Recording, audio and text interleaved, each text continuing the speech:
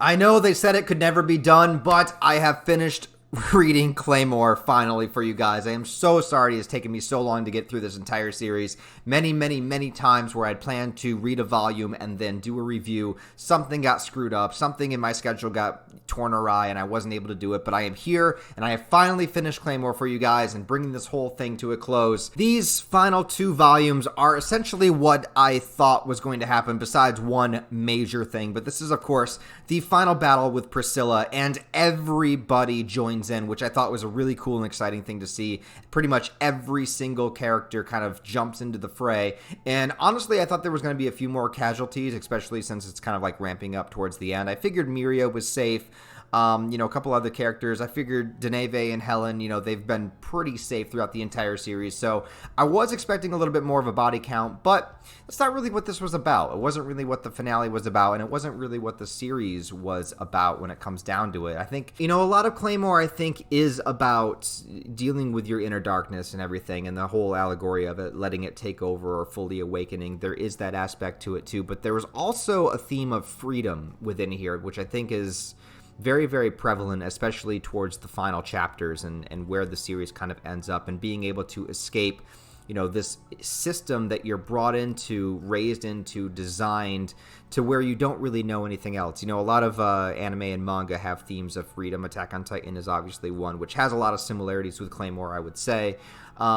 And I think Vinland Saga is another one where it's sort of one of those things that you are so much more comfortable within this world that you were brought into, that the idea, even though you're trapped, even though you're basically a slave, the idea of freedom is something terrifying in itself, because for once in your life you don't have an answer as to what is going to happen next. You don't know the outcome. You're completely responsible for yourself, as opposed to just being, vigilantly told by a system or an organization that is creating everything for you and forcing you within this world. Even the world itself within Claymore is an experimental place, experimental island. I'll get more to that in a second, but I guess the major thing to talk about that people are going to expect to talk about is what happens with Claire, and Teresa, of all characters, actually comes back in the finale here. She's dead. She's been dead. And this isn't really Teresa, as far as I can tell. It's not like actually legitimately her, but in a way it is. It's sort of like a carryover of her spiritual essence, where Claire was turned into a Claymore by mixing her blood with Teresa's, who was the #1 Claymore at the time. And the fact that Claire was so far down on the list as far as like the Claymore hierarchy goes, it does add more of an explanation as to why Claire was able to consistently do the things she did and become so much of a badass. And even though I think that part of that is just Claire being herself, but at the same time a lot of it was due to the fact that she was created with Teresa's blood. And Claire has been time and time again getting closer and closer to her awakening point. In this battle with Priscilla, she's kind of forced there because, Priscilla is the end-all be-all as far as Claymore, as far as awakened Yoma go. It's just like that she is so incredibly OP, which doesn't really bother me that much. I know that some people, I was reading sort of like in the comments as I was reading through the manga, and some people were kind of bothered that, Priscilla is just so freaking powerful. But I feel like there has to be an ultimate win as far as the experimentation of creating Yoma, because they've tried so many different things in order to awaken them and to have control over the awakens, and how do we awaken and then turn back to the human form. Like, it's all been, experimentation the entire way. So somewhere within there's a key factor, a perfect storm of events, a lightning in the bottle situation, which turned out to be Priscilla. So I was okay with that the entire way through.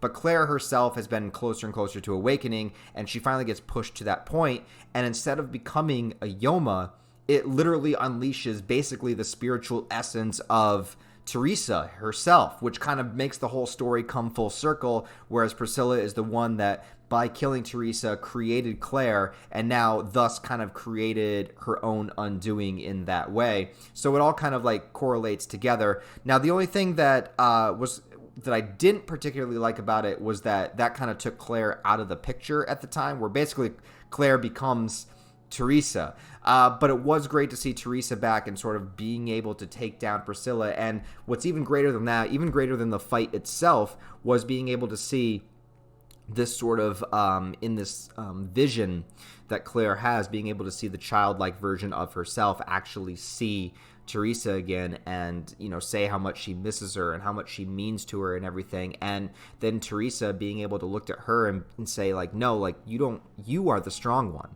Like, you are the one that's been pushing through all this. You are the one that created, like, you have this whole team of friends that are reliable and they got your back, and they're all here because of you. You were the one that, because of your attachment with Raki and everything, built up that relationship. You were the one to be able to find Priscilla and get back to this place that you needed to be. Like, you did all of this. Like, you may have been enhanced, like, your powers might come from my blood or from my lineage. You could take it that way. But you had autonomy. You were in control this entire time, and you were the one to able to do this, and you did it without me. You might feel lost and desperate and confused without me there, without your basically your parental figure, or the person you would look to for guidance and wisdom, the person that inspired you and the person that saved you. So you have that, like, hero mentality with them as well. I'm sure there's a particular word for that, but I can't think of it at the moment. And so, Claire not having that felt so lost and broken and was just kind of like floating around looking for vengeance, doing her own thing on the side, doing the Claymore missions, but really searching for Priscilla. But she never really took credit for that. She never really took credit for being able to do all of these things, to inspire all these people, to inspire Raki, to create this team of Claymore, to survive as long as she has, to battle again and again and again without that backup. Well, I mean, she had the backup with the team, but without Teresa, what I mean, about her, like, guiding force or guiding figure. She was able to do all this herself. And to see Teresa, an image of her at the very least, be able to tell Claire that this is all because of you, was a really, really powerful moment, and I think really pulls everything in this series together.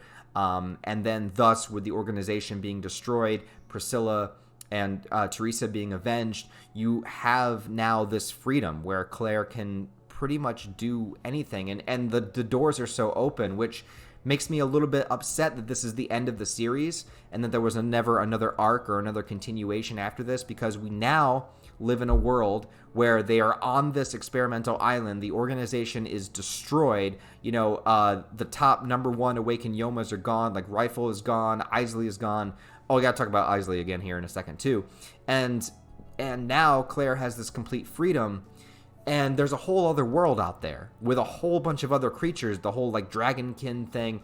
And I know that that's not important for this story, but it leaves so much potential that, like, I can't believe there's not some sort of continuation, or at least hasn't been talk of a continuation. Or I don't know what this mangaka is doing now, if he's working on something else or not, but there is so much more that you could do with this as well, which I would love to see. And I know that is not what the story was focused on. This was about Claire, sort of like a coming of age, breaking free of the chains, like finding freedom, finding vengeance, that kind of thing. But there is a lot more here to explore too, so I would really, really love to see more of this. Isley, so there is this great moment where Raki is thrown down with Priscilla, and, of course, he's just a regular human, so he just gets, like, knocked to the side, but then she's not paying attention to him because she's sensing all this Yoma energy, and she's fighting everybody, and there's a moment where he gets up and stabs her through the throat, and it doesn't really do anything, but I did love the flashback of Isley training him, because Isley was my favorite of the three main awakened Yomas. And I really didn't like the way that he went down, just being, like, eaten by, like, zombie creatures. Like, I really, really wish Isley sort of stuck around more. But I liked how it did go to the flashback and showcase him training Raki and basically saying that, like, this would be your moment. If you're in this battle with Priscilla, if this goes down, this is when you want to strike. And he did it, my man Raki, which, oh my god, I loved his character too. So full, like, well-rounded thoughts on Claymore. I really, really did enjoy this series. I don't think it's a perfect series. I did have my gripes with it. I do think it has some flaws. I do think that at some points there are way too many different story elements happening at the same time, and some aren't really focused on as much as I would want them to be, as well as there's so many characters and a lot of them look the same, and I know that that's not a problem for everybody, but for me, sometimes it was really confusing to keep track of characters. And then also, like I said, there's so many more elements that I think could be explored that I would like a continuation, but I don't know if that's going to be a thing. However, I do think this was a really, really great manga. I love the characters. I love Claire. I love Raki. I love Priscilla. They are my top 3 by far. I loved Isley. Teresa, yes. And then who were the other? Oh, yeah, Clarice and Miata. I thought their story was really, really good, but then kind of got lost in the shuffle. But yeah. Oh, what was Rifle's man? What was her man's name? The big, like, dumb oaf guy that was like always trying to protect her. I love that dude. He was just like, he was a badass. And the one that was like a lion type Yoma, the Zod of Claymore. I can't remember his name. What was his name? It was started with an R. I don't know why I'm forgetting it, but I really liked him too. So there was a lot of characters that I really, really enjoyed throughout the entire run, and I thought the action elements were great. I think it has really good themes of, you know, overcoming your past and you know, breaking free of the chains and that sort of thing. So I would highly recommend it. I don't think I'll do just a straight Claymore review video since I did the volume by volume review format. I feel like it would be kind of redundant. Unless you guys really want a video of that, then I could probably do it. But yeah, I gotta say, this was a really fun ride. Definitely enjoyed it, and I would definitely recommend it if you're looking for that style, sort of you know, demons and medieval times and badass female chicks kicking ass like that. This is definitely the manga for you. Other than that, guys, thank you for joining me on this ride of reviewing Claymore. I don't know if I will do another manga review where I go volume by volume. It was something I've done for a few different manga. I did it for Attack on Titan. I did it for Gantz. I did it now for Claymore, but it's honestly harder than you would think, as opposed to just binging something, because it's just like the time it takes to like just do like one volume and then record the review, edit, and upload. It's kind of easier if I can just take in an entire manga and then just give my full thoughts on it. But then again, I don't know. We'll see what happens moving forward. But let me know what you guys think. And thank you if you've been keeping up. I'm really, really sorry it took so long. And I have one final thing to show you. And I did bring the whiteboard back for the final episode of the Claymore reviews. And this is the Claymore ending. Complete spoiler alert right here. This is the ending of Claymore. So you got Priscilla, and she's like, what the fuck? And then you got Claire awakening, and then Teresa's popping up saying, surprise, bitch. So this is pretty much the ending of Claymore right there. Anyways, thanks for watching, guys. Appreciate it. Hope you all have a wonderful day. Like the video if you enjoyed it, and I'll talk to you next time.